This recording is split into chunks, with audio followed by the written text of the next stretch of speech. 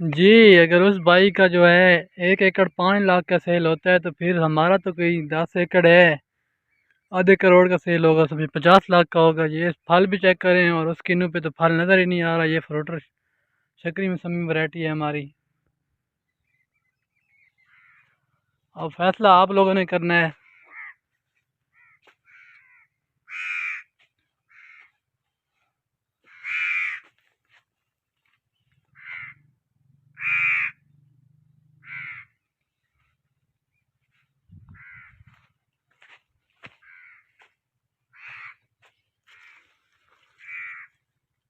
खुद चेक कर लें भाई इसको।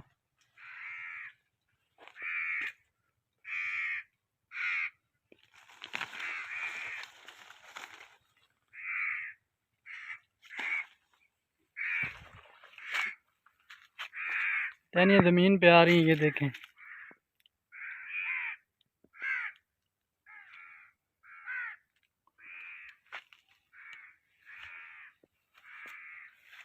गरीब रो रहे हैं, व्यापारी रो रहे हैं भाई, रेट नहीं है।